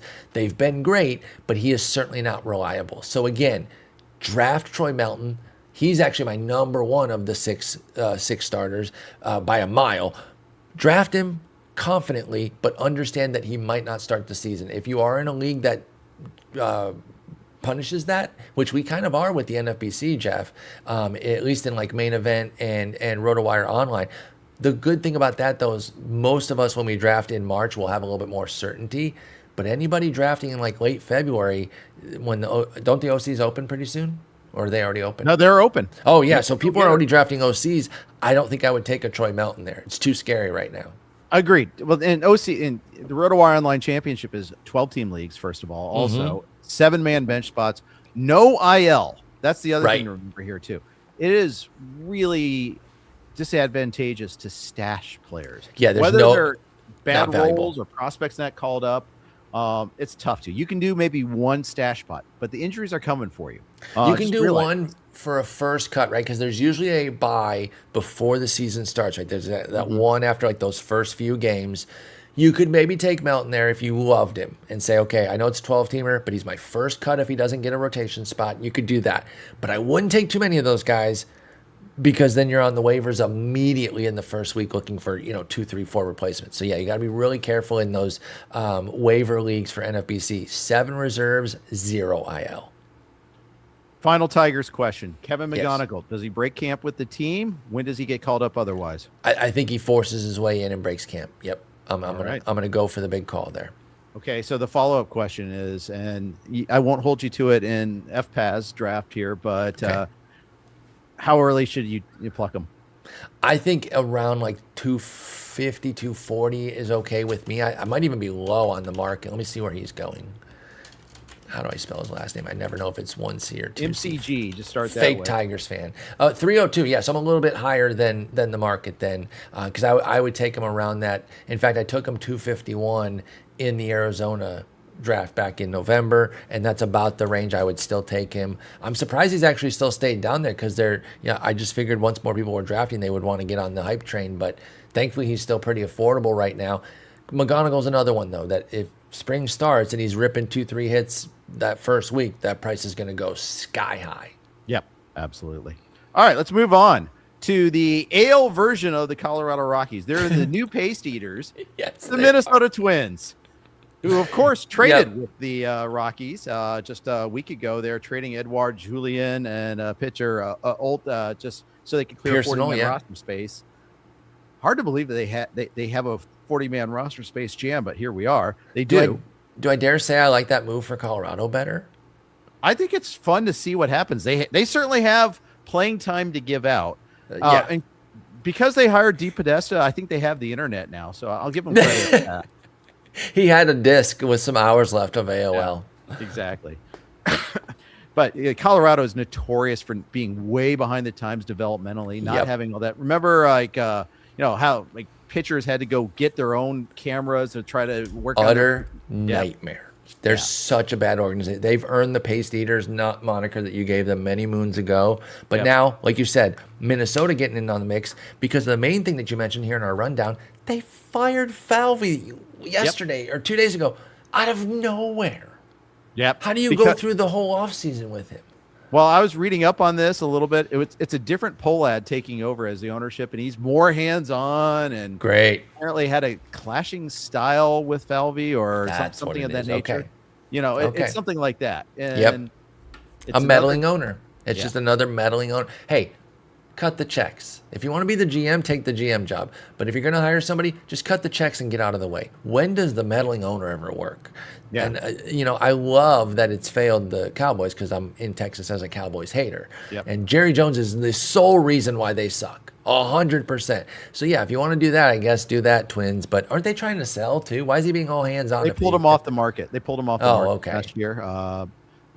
It's just, I think certain members of the family no longer had a taste for it. I think they got some financing. They got some minority partners, but it's still a disaster. Yeah, game. But the saddest part is I still want a bunch of their players. Yeah. Well, yeah, they have talent even after shaving off a bunch. Right. That's the thing that's so frustrating. Look at their rotation. It's not bad. Actually interesting. Right. Joe Ryan, Pablo Lopez, Zebby Matthews are all interesting. Bailey Ober, maybe the hip thing was really something that just was a tragic hip, and now he's someone that's going to be back. Good reference. If it was just pure injury, then he could get right back to where he was. I worry about the homers and the low velo, and I've been pretty harsh on Ober, but I am relenting a little bit that it might have been the injury, so I'm not going to completely get rid of him. But yeah, and then Zebby, as you mentioned, Simeon Woods Richardson's not somebody I've ever been a huge fantasy guy on, but as a fifth starter, that's not bad. And then their lineup has a lot of compelling guys. I know Buxton has to stay healthy again, and that's not the superest most likely thing, but like Luke Keeschel, Matt Wallner, Trevor Larnach, Royce Lewis, I'm not quitting him still. The other Byron Buxton, Brooks Lee is interesting, Walker Jenkins and Emmanuel Rodriguez in the minors. So yeah, they have a lot of talent despite being like a Rockies front office, like you said. Yep. Bullpen, and they tore that apart.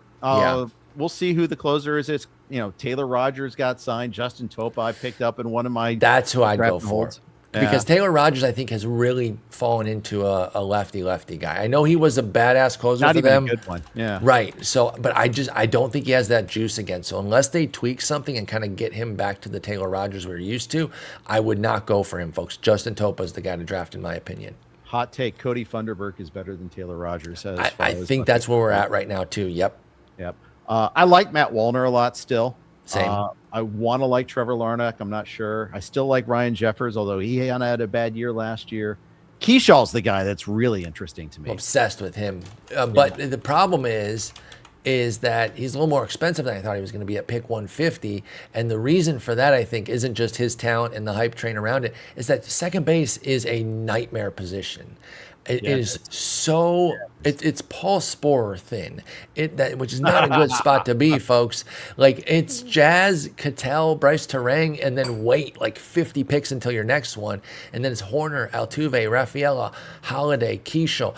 That's number 8 is Luke Keeschel, and I like him a lot, but that's a gigantic question mark for number 8. Jackson Holiday at number 7 is a gigantic question mark. Cedane Rafaela at number 6. Like, second base blows, y'all. That's my point. I like Keeschel, though. I would pay the premium. I know it's expensive, but given where second base is, I'm taking my shots on him.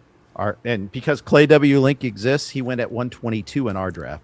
See? So, yeah, absolutely. Yeah, I like him. I like him a lot, too. I have him as one of my key keepers in XFL. All right, let's move on here because we're thoroughly covering everything. I'll be quick on the White Sox and the East, I promise. Yeah. Well, it's okay. I don't mind. I just don't want to take your time, my friend. No, I'm good on time. Don't you worry. All right. Oh, the White Sox actually pretty active. Fun off season. Yeah. They finally pulled off the Luis Robert Jr. Trade. Mm-hmm. I'm a little underwhelmed. I am too, but like I also kind of realize like the league knows that he's not as good as he was either, right? Like, as much as we all do when we're analyzing him for fantasy and everything, the league's privy to that too. But I still thought they did all right with it. Luis Angel Acuna is an interesting piece to get back as the centerpiece, but I think they've had a good offseason in general. I was on them as like just a little green arrow next to them last year, saying they were going to add minor league talent as the season went on and become a better than they were the previous year. Not worse than the league most awful team ever. This offense, I think, took some steps, and they're going to bring even more guys. Going to get a full year out of Colson Montgomery, Kyle Teo, Chase Mydroth. You're going to get Munetaka Murakami coming over. I know we got to see where his swing and miss is at, but he's really interesting with the power. Austin Hayes is a guy I like. I know he's kind of an old, boring, corner outfielder, but he's really interesting to me too. I know I keep saying the word interesting, but then also their minor league system is really good. Yeah. As much as I love my Tigers and, of course, want them to win the division, I think it's going to be a really hard division. Not that I think the White Sox are going to win it, but if all 5 teams win like 74 games, that becomes a minimum, that becomes a pretty tough division. You're never getting easy dubs. I think that's kind of how it's going to go this year. Let's talk a little Murakami because, people were backpedaling on him this offseason. Once they dug into the numbers, the 30% strikeout rate in NPB, 28.5 the last 3 years. It was worse last year. Did have a lot of power. It's going to get you third base eligibility, but play first base. So you're going to get both corners eventually. Are you in on him at price? Ish, it's like early 200s, around 2.25 right now for Murakami. I do like the third base primary there, like you said, getting first base.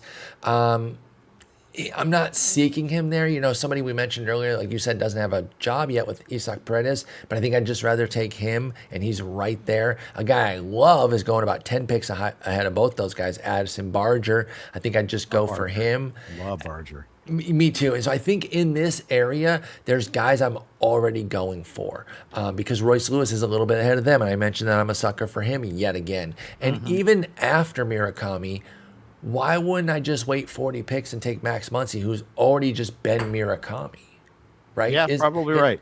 Isn't his case like a best case is like a Max Muncy season? He's much younger though. I will point that out. Yeah. Murakami walked 105 times last year, but struck out 180. What do you want to bet that he gets that like new to the league hazing where he misses all the borderline calls, a lot of called third strikes. Pitchers get that on the reverse side. I remember Yu Darvish coming over like, oh, I've never seen it break like that. That's got to be a ball, that's you got to learn my strike zone, rookie. Yes.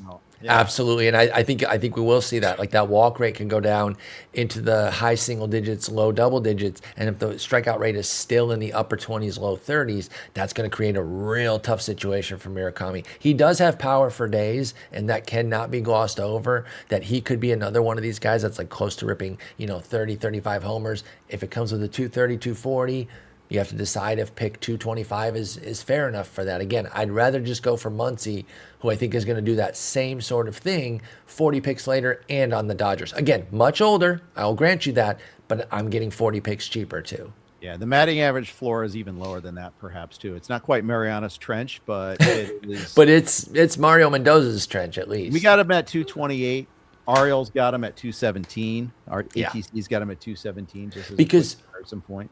When you strike out that much against what is considered like a quad A or like 5A sort of representation of MLB, very good, but not quite the tippy top. What the heck are you going to do when you come over and face the tippy top? That sounds like a 33, 35% type strikeout rate. Two more White Sox to talk about. We got a question in the chat.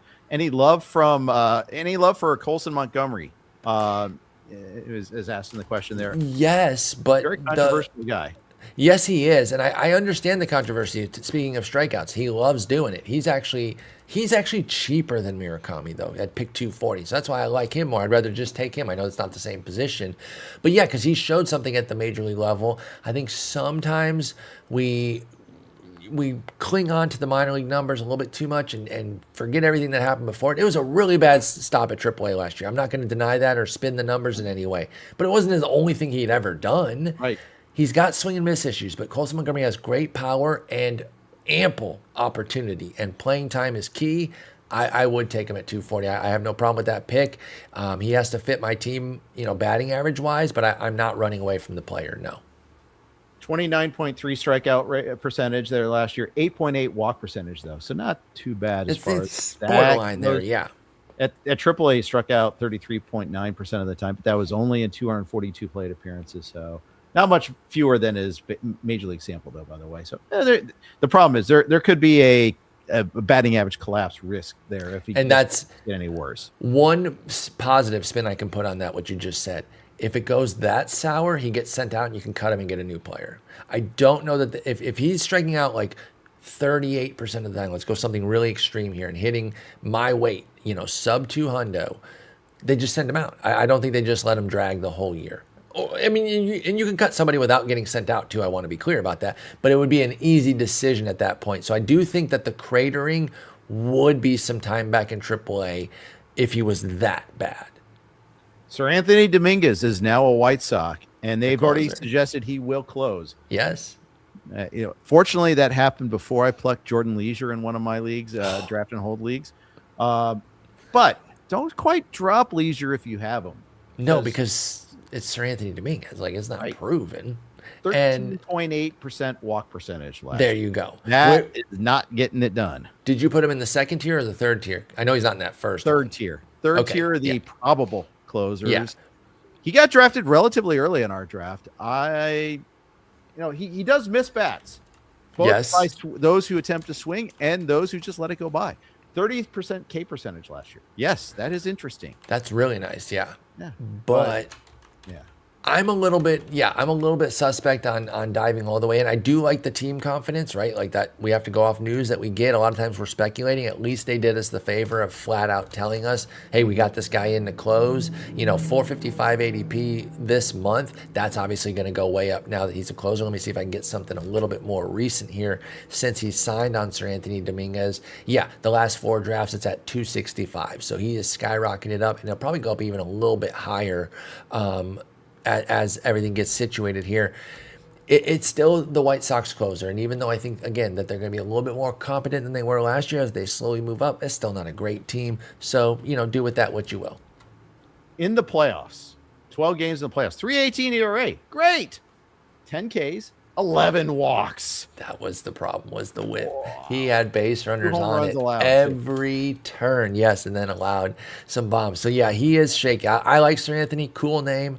Fun player. I liked him back in Philly. But you know what you're getting here, folks. That walk rate is risk. Very much. Very much so. So that wraps up the White Sox. We're on the Blue Wire Network.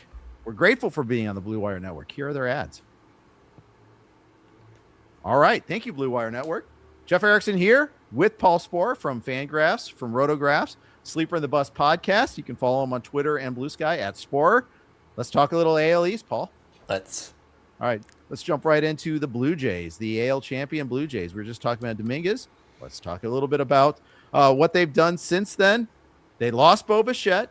They signed Dylan Cease, signed Cody Ponce. A lot of people are interested in him. Signed Okamoto from Japan to be their third baseman, probably more often than not. Yep. And they signed Tyler Rogers to buffet that bullpen. They came up short on Kyle Tucker and a couple other big names, though, too. I think that really stung them, right? It kept it from kind of being a special offseason. Instead, I still think they come in a deficit from losing Bo. I don't think that they necessarily countered what they lost there. I do like the Ponce addition coming over from the KBO. There's some really interesting guys coming over from the KBO this year. We talked about Drew Anderson with my Tigers as well. But I'm a little suspect about the team overall, like running it back and being as good as they were. I was late to them, so maybe I'm like, protecting myself from not getting on them quick enough last year to realize how good they were, but I don't think that they're going to follow it up. I think it's going to be like a little bit more of like a Texas Rangers. I know the Rangers won the World Series and all they did was make it, but I think they're going to fall off kind of decently here.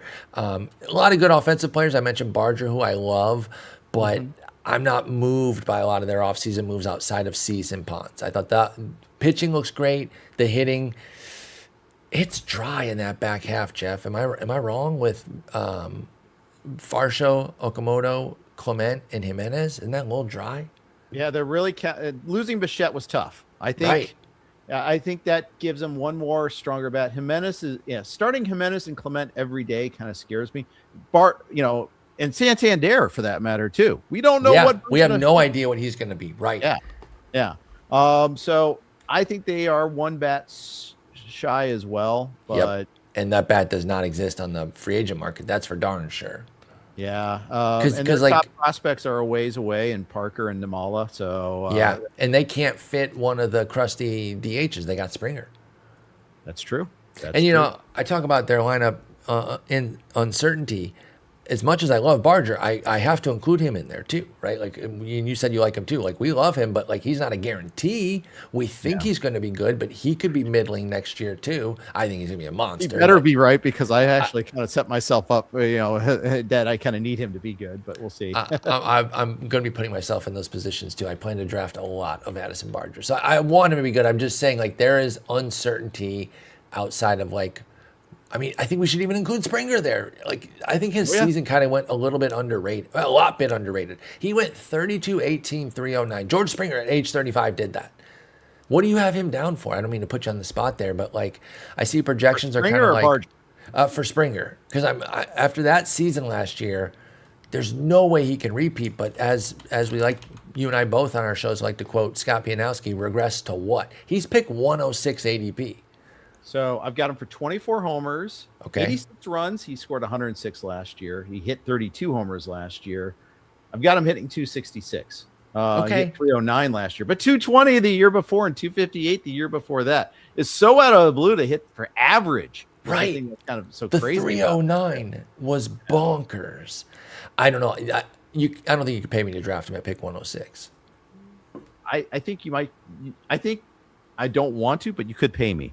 That's Okay, so Jeff's open to being bought for George Springer. Yes, I Fair. could be bought because I think the lineup will be good. They have some ifs, a lot of ifs, but all that. Yes, I don't think it's gonna be a bad lineup. I do agree there. Even with the dry bottom portion, they have enough guys that are gonna keep it going, and of course Vlad Jr. in the middle. Their pitching's really interesting. That could be the carry because I think Bieber looks good too as long as he's healthy. Well, let's talk Dylan Cease though. I don't know Yes. what to do with Dylan Cease. I've got him at 388, and he was 455 though last year. You know, with the bad home road split, and now he's going away from Petco. you know what I'm bummed about? My favorite phrase on Cease is buy the dip. There's no real dip. Everyone got hot to the game, and so the market kind of thinks he's going to come back. Pick 72 is a little more expensive than I was looking for. I thought I was going to catch something early triple digits after last year, but people are hot to it, and I think signing with one of the best teams from last year has maybe got people encouraged, but I don't know. I think it's a fade for me at that price point. I like Dylan Cease, but I think I'm just going to look elsewhere. Somebody like Kyle Bradish, who I know has no certainty himself, but I think his is more health than skill. And same with Blake Snell. I think he's very much health, but when his skill's on, he's excellent. I'd rather take both those guys overseas. I'd definitely rather take Snell. I'm not sure about Bradish yet, but That's fair. Because I don't think he's had the extended track record just yet. Right. To do that. But he could be awesome, and he could have 14 strikeouts in game 2 of the season, assuming that Gossman's the opening day starter. Yeah. But then That's he could the give up thing. 10 runs the next time out too. I mean, But that's just the thing about the Dylan Cease experience. So, I think this is another one where you want to be prudent in your projections, especially if you're somebody who keeps track during a draft. Pencil him in for a 4.20 ERA, so it forces you to draft around it. And if he gives you the sub 4, mid 3s type number that we've seen, great. But if you draft for him as a 4.2 with a million strikeouts and a mediocre whip, then you're not worried about it if he doesn't come through. That's how I would do it with Cease. I would really put a pessimistic projection in my sheet so that I made sure I drafted surplus around it. I will say this: even in his worst years, you're getting 200 plus strikeouts, and that's beautiful. There is value to that. Yeah, and that's why in the NFBC we'll be chasing him for sure. Yep. Jeff Hoffman, lights out until the very last out of the World Series. I know, poor guy. Was great in the playoffs, but allowed 15 homers in the regular season. He is not a tier 1 closer for me, but he is a tier 2 closer for me. He's tier 2 for me as well. I mean, I didn't tier them out the way you did, but just going off the rubric that you laid out, I would totally put him in tier 2. I do think he's pretty much going to have that job and has a chance to be really good. I drafted him in our FPAS Speakers League as my second guy, though I have Cade Smith as my ace. So yeah, I like him as a second closer with Hoffman on a quality team. He does have a little bit of scare with the homers. Again, that's been something that's plagued him throughout his career, and it wasn't always just the fact that he was in Colorado. It's just kind of part of his game. But I don't think he's a 2 homers per 9 guy. I think he can get that back down. Even if it's just that 1-1, I can live with that as long as he's not walking too many guys and striking out a bunch. So I don't mind Hoffman as a second-tier guy. You and I are the Spider-Man GIF when it comes to closers, by the way, in that league. You did Cade Smith in the 3rd, Hoffman in the 9th. I did Duran and Pagan in the 9th. That's perfect. Yeah, our aces are similar, and our risks, I think, are kind of similar too, where they're like, they were new guys in a spot last year where they had a lot of success, but they still have some scare to them. Like, I love what Pagan did, and my boy Greg Martin convinced me to pick him up because I was like, we shouldn't pick up Pagan. He's like, no, we need to this week. And I did. I'm glad I listened to him. He's the way better player than me. And look what he gave us. But he didn't fix his homers, Pagan. And I don't want to spoil your Cincy talk on Tuesday, but like that does scare me about him. But I don't mind where you took him in 9. I like it with Durant. I like how he Spider-Man in the 3rd and 9th rounds. That's where you take closers, folks. Yeah, especially in draft champions leagues, draft and hold leagues. You got to pay for him. Who's the Blue Jay closer in waiting? Is it Jimmy Garcia or is it Rogers? Jimmy. That's what it is. No, thank you for saying Jimmy.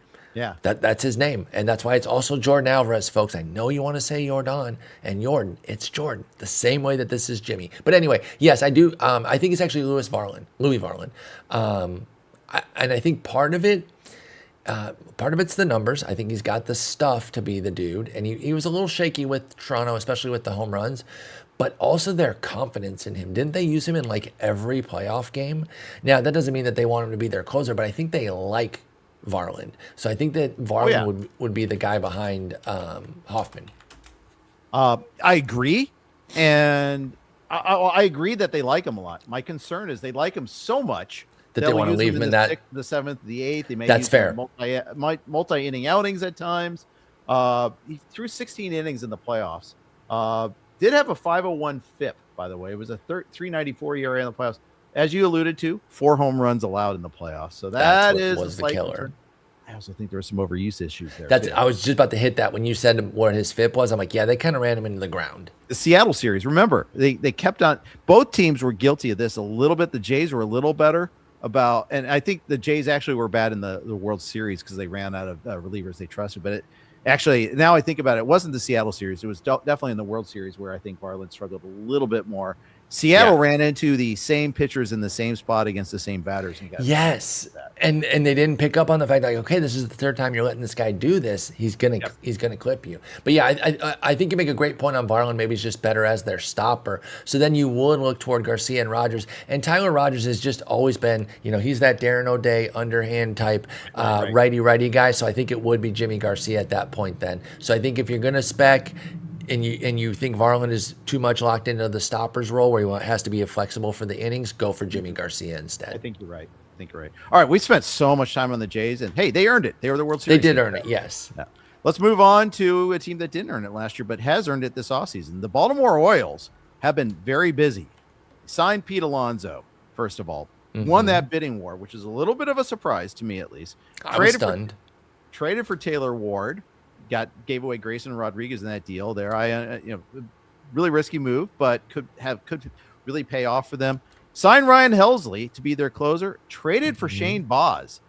Those are some big moves, some big swings. This is what we were asking for last year. Dude, I killed them last year for the nothingness that they did. And, the pitcher list had that report that they had heard sources that said that they were given a green light to spend. Michael Ice was going to be allowed to spend with the new ownership, but he wanted to do it like the Rays way or something. He was too proud to spend. So stupid if that's exactly how it happened. This year they realized, okay, it's okay to spend. It doesn't mean you're not a homegrown team or you're not doing it the right way. Smart spending makes sense. I like the Alonso move. I like a lot of what they did with the pitching. And I'm not even a big Boz guy, but I still like bringing him in. I think he improves their rotation. I'm a little curious on the Taylor Ward move. No shade to him, but did they need a corner outfielder?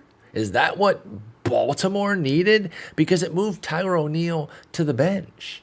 Aren't they a Spider-Man meme kind of pointing at each other? I know O'Neill can't stay healthy. That's just the thing. I think Taylor Ward's just a better player, too. He can play. I don't think Ton, whiz Tim and I like to call him Tim. I call him Ton in my head. That's so funny. I have all these old nicknames in my head for players, and when someone says them out loud, it makes me laugh. I call him Ton all the time. I don't think he's much of a defender. Also, yes, and he cannot stay healthy. So maybe they just said like we cannot bank on Tyler O'Neill for 125 games, let alone $150. So let's get Taylor Ward, and then Dylan Beavers is penciled in the starting lineup right now. That could be O'Neill, but I'm going off roster resource right now. They have so much outfield depth. Look at that. That's why the Ward move. Jeremiah Jackson. That's why it was weird to me. was like, was that their biggest need? I like your counterpoints on O'Neill, but then what about Kerstead or Beavers? Kerstead also not the greatest defender, but like, where are you going to put all these guys then? There's going to be another trade coming. Has to be. I think so.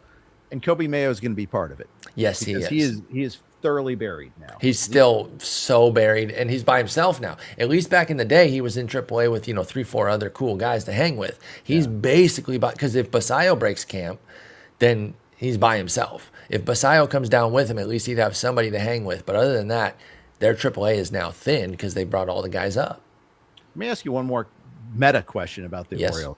Do they have a developmental issue where their elite prospects all seem to struggle in their first taste of the majors more than others, especially striking out so much?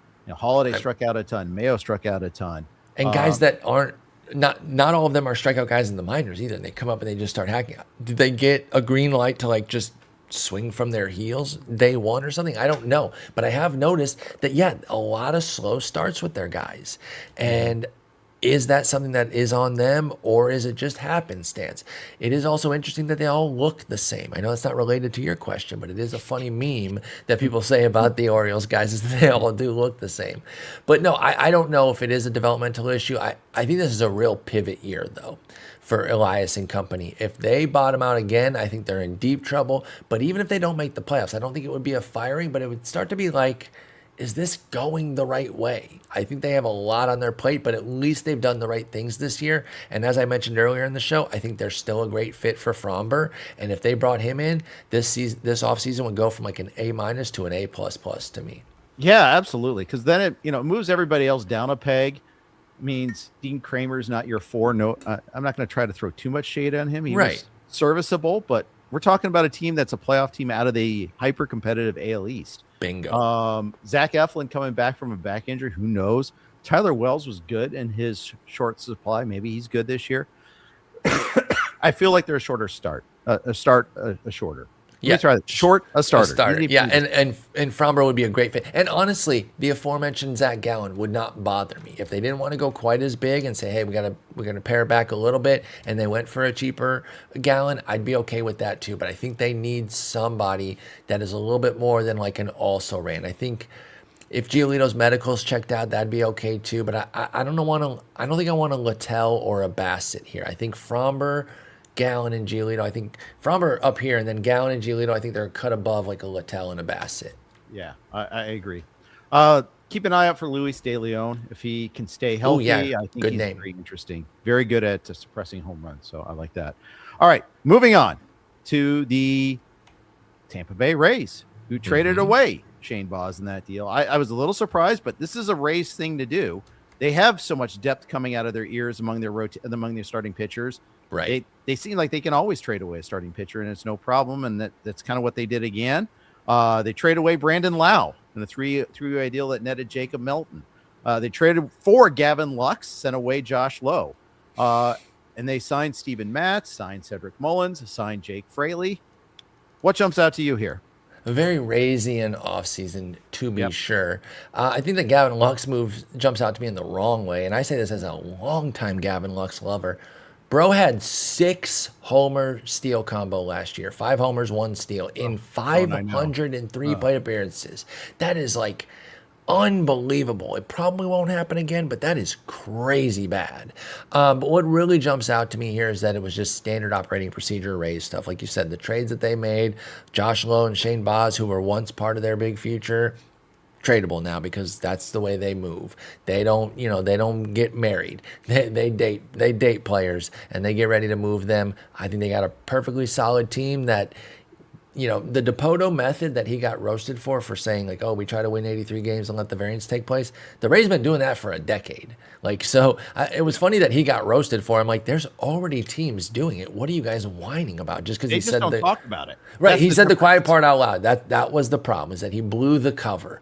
But it's actually not a bad way to run it in today's heavy playoff world, right? Like, especially if you don't have a ton of money. Like the Rays. I think the Mariners should be allowed to spend more so that they don't have to play the middle like that. But yeah, the Rays are going to raise, and I will say though, this offense is pretty underwhelming, especially moving back to the Trop. Aranda, Caminero, Diaz are interesting. You know who could be interesting, I think? I really have to stop using that word. I've been crutching it all episode. But Cedric Mullins, I think, could be fun with the Rays because I think they're going to give him a pretty full opportunity. And he's still got some power speed. But otherwise, I didn't really get too inspired by many of their moves. Fun fact, Christopher Paul List didn't know who Cedric the Entertainer was when I made references to him when we talked about Cedric Mullins on Sirius XM when we did the show back in the day. So old. Oh, wait. It bugged Chris List. You said, I'm sorry. Yes. He didn't know who Cedric the Entertainer was back in the day? Yeah, when we were talking about Cedric Mullins when he first got the call and all that, he like, stop making references I don't know about there. How do you not know, like, just one of the most ubiquitous comics of that era? Chris and I had a great time with that show. That's so funny. Fun little inside note. Did you use his middle name there? I did. Okay, that's what threw me. I was like, I thought you were mentioning like some new Gen Z hire or whatever. But yeah, then my brain processed it behind schedule there, and then I heard, oh, Liss. That's Chris crazy. Chris and I share a Liss. middle name. We both have the same middle name. Oh, okay. I love it. Yeah. And which is yours? Yes, that's precisely why I love it. Yeah, interesting. There, I used it. I said it. I said it again. No. I keep saying it. Say the phrase, Bart. What'd you think of that Lowe trade with Pittsburgh and Houston? It's so Rays. It's completely Rays. It's as Rays gets. Yes. Do you like Melton? Yeah, I do. I think he can be really impactful if things click, because he's a big swing and miss guy, if I remember correctly, right? So Ryan Bloomfield was on Eric's podcast. The other thing he mentioned was, we were talking about he's fading Simpson and drafting Melton, is what Ryan was saying. I'm with that because I fade rabbits too. Yep. Yeah. And Melton, they kind of made moves to give him playing time, so he'll find a way. I mean, is Jake Fraley going to get his way? No. Come on. As much as I love Jake Fraley, he does not rake daily. He doesn't even play daily. Yeah, but they're both lefty is the only thing. So maybe Melton starts like the first month in the minors and then takes over. That's the one risk. But yeah, I could see him beating out Simpson off the top outright. Because Simpson's not even a good outfielder. That's the thing. We associate speed with defense. Those don't go hand in hand, folks. He can get to the ball, but he takes the worst routes. He's a bad defender. I have many other Rays questions. I'll just ask one more. Carson Williams. Where are you on Carson Williams? High on him, but apparently not as high as they are on Taylor Walls. They keep playing this MF, and I don't really understand it. So I really do like him, and you can't even say, oh, Taylor Walls has the glove. So does Carson Williams. So that it should just be Carson Williams' job. I guarantee he can do better than a 66 WRC plus. So why not just play the rookie? I really like him, but as you can hear from my frustration, I'm worried he won't get enough PT. Yeah, we kept Peter Shanky and I kept him in our Auto New League at $6, so it's kind of borderline on the price. But I like that move though. Yeah, it is a little borderline, but you're betting on the talent there, and you're just hoping the Rays wake up and do the right move, which we often count on them to. Like they're pretty good at doing it. Their love affair with Taylor Walls boggles my mind. Just such a smooth defender there. I mean, he is, but again, Carson Williams has the same type of high-end glove, and he would hit at least as poorly as him, if not better. So at least go with the 22-year-old. I agree. Boston Red Sox. You ask a Red Sox fan, they're totally unhappy with what they did this offseason for the most part, I feel. Really? Well, they lost Bregman. It's just the latest in a guy that they let walk or that went away. That part's fair, right? Because they're still reeling from bets, especially and then trading Devers and like this whole we're poor, so we can't. I do get it from that standpoint, but I do like the moves they actually made. Right. If you saw Lethal Weapon 3, I believe is one with the South African, and it's diplomatic community, except for them, it's financial flexibility. Right. We got to have financial flexibility. I do think that they took a real fat L not bringing back Bregman because he seemed like a really good fit with them. I was bummed when he didn't want my Tigers money last year when they tried to pay him. So the Red Sox gave him that's a great fit. I thought he was gonna opt out, but just to get more money from them, and then they didn't do it. But the moves they did do. Sonny Gray, Suarez, nice pieces for the rotation. And Wilson Contreras is not going to one-to-one replace Bregman, but he is a nice big bat for the lineup. And they are brimming with prospects. So while they don't have a Bregman replacement on tap, like Marcell Meyer, you cannot expect him to be Bregman day one. But they are, like I said, gushing with prospects to put in there, including Meyer, including 80 million outfielders. And then they still need to have a spot for Christian Campbell, who I know fell on his face in the second half last year, but he's still a very high-end talent. Yeah, but now he's pigeonholed in the outfield, which is the worst spot for him in this organization. Well, wait, why that's can't the he thing, play it's roster second construction for them? Why can't he play second over Romy Gonzalez? Because they think he struggled so much defensively, I'm pretty sure. But I know. You're right. But yet he was still taking reps this offseason at second base as they kind of transitioned doing more outfield. They're a weirdly constructed team because they have the 4 outfielders and a DH in Yoshida who can hit. He can hit, but he just has no place to play on this team. You know, they run the risk of like playing Roman Anthony as a DH at 22, and the guy is awesome and just stifling his development. But right, because there is a transition to hitting DH, right? We bake in a 10% decline in your ratings, just a blanket DH penalty, and then just a young guy doing that. You don't, and then you're wasting his glove too. I don't think Anthony's a great glove, but I think he's a competent enough glove to play a corner. And then you got Duran and Rafaela out there too. And Abreu. That says nothing of Abreu. Oh my God, yeah, they are going to end up DHing Anthony, aren't they? They got to find. The thing is that's the weird thing is about this because they don't really need like another pitcher unless it's an ace. Exactly. Either get Crochet a partner in crime, or otherwise you have all the rest. They have mid guys, they have back end guys. Yeah. And they have one ace. They would just be getting another. But yeah, it's a weird. You already said that the weirdly constructed team is the right way to phrase it. A good team, win though. 100 games, though. Yes, they could. They are brimming with talent, top to bottom. If Meyer takes that step this year, then all of a sudden third base is solved, and all you have to do is solve for second base, which you can fake one position.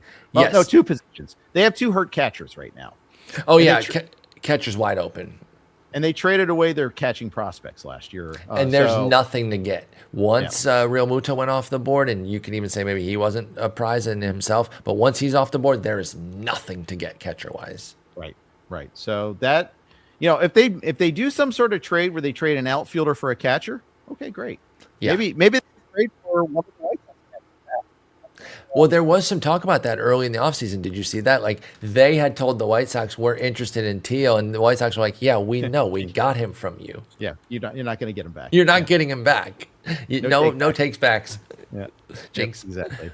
All right, let's move on to the Yankees. We'll finish off with the Yankees because, usually we always start conversations with the Yankees. You got to wait this time, pal. Sorry.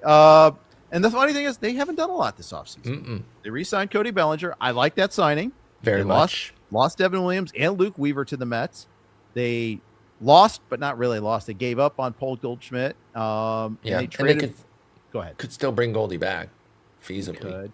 They shouldn't, but they could. And they traded for Ryan Weathers, which I actually kind of like. Love that move. That's my favorite of their offseason move. Well, Bellinger coming back. I know it feels weird that in the fantasy world we don't count re-signings because we're like, well, he was there last year. But that is technically a move. So that is their best single move. But then their best addition is Ryan Weathers. Really, really like him. Dare I say he's interesting? I know that I don't really use that word very often, but that's the word that's hitting me right now. No, he really is, though. Ryan Weathers has great talent. I think the Yankees are solid at pitching development. I wouldn't put them at the tippy top, but I don't mind a pitcher going there that's still trying to figure some things out. I think he could be a nice piece for them in the middle of that rotation. The lineup is good. Caballero's going to have to fill in for Volpe for a while. He'll be cheap steals for a good few weeks into the season, and then we'll see what his playing time goes after that. But the reason I wanted to bring back Goldie, even though I think they might do it for like bench, is it would hurt Rhys. Don't take any of Rice's time away from me. Right. I love Ben Rice. So they don't need that, but I do think they might spell him against lefties and bring back somebody like Goldie cheap. But yeah, the Yankees are still good. Neither Cole nor Rodon is expected to be ready for opening day. Is that right? I know Cole for sure. I think Correct. Rodon is also. Yeah. So, I mean, even without that, they got Fried, Schlittler, Warren, Weathers, Heel. That's not a bad 5. If they can avoid, major injury to that 5 and then piece it together for the first 6 weeks until those 2 come back, that's really nice for them. Absolutely. Yeah, I think starting pitching is their strength. I think their positional flexibility is their weakness. Stanton 100%. Is locked in at DH. Judge needs some time at DH at times. So Rice can never play DH, basically. Right. And that means they need Bellinger and Grisham both to A, stay healthy, and B, be productive. And meanwhile, Dominguez has no place to play. He is literally on the outside looking in right now, and obviously an injury could hit. It's a bit of an older team. Stanton's been injured a million times, but right now, Dominguez is on the outside looking in. That feels crazy. But where are you going to put him, folks? They're not going to bench Stanton. They're going to play him every single game he's healthy for. And then the other three, Bellinger, Grisham, Judge, they're locked in too. And you could say, well, does Grisham deserve to be? He's a fluke. They're still going to give him a shot. He took the QO. He's getting enough money. He had a great year last year. They're going to at least give him 8 weeks, 10 weeks to figure something out before replacing him. So be careful with your Dominguez drafting. Would you take him at all? I mean, I don't want to say at all because I'm sure there's a price, but at pick 206, that's his ADP this month. Yeah, I don't think so either. That's too high, right? 300. We did a set of roundtable rankings. I am in the 300s. Yeah. Because I just don't see him playing. If he barely played in the second half last year. And why is he that expensive? That is way too high. I think he's a real talent. I agree. Completely the wrong organization. And look, I'm all for draft skills, not roles, to a degree. But like this just feels too expensive for me with Dominguez when there isn't a spot right now, and he's not like fully ready made, right? Like we both believe in Jason Dominguez, but he hasn't done anything yet. Mm-hmm.